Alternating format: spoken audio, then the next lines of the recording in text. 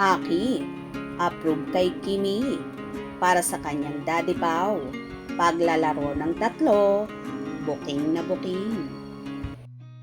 I've seen a lot of change, been through a lot of pain.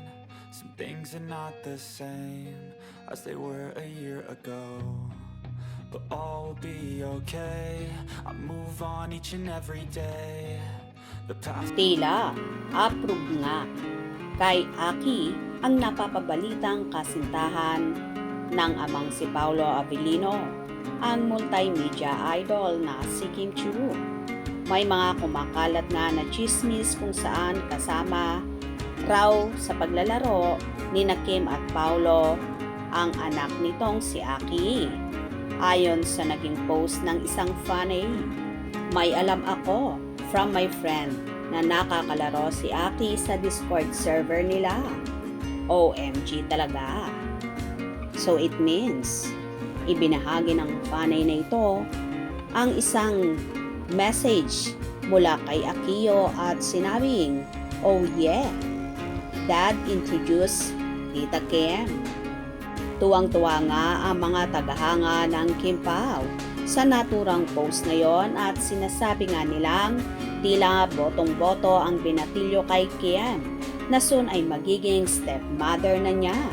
Kahit nga ang ina nitong si LJ Reyes ay iniintriga sa pagpa-follow kay Chinita Princess na inaabangan naman ng lahat kung magpa-follow back si Kim sa ina ni Aki na si LJ. Hindi ito ginawa ng mag-ina sa ibang naging karelasyon ni Paolo at tanging si Kim Chiu lang ang nakitaan nila ng ganito na mukhang approve nga ang mag-ina kay Kim para kay Paolo. Tila happy rin sina LJ at Aki na nakita na ni Paolo ang true love and happiness sa piling ni Kimi.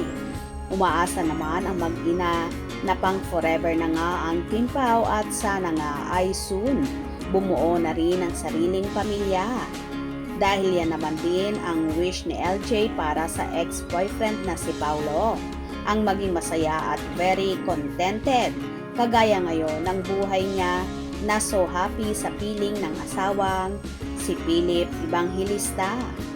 Well, tila magiging exciting nga ang lahat lalo pat ipinakilala na nga ni Paolo ng personal si Kim sa anak na si Aki at for sure may mga magaganap pang bonding moment ang tatlo balang araw. O di bang saya-saya ng lahat na tila umaayon ang panahon at masasabi nga ang Kim Pao ang itinadhana at Kim Pao lang ang sakalam. Hope you enjoyed. Please subscribe for more info.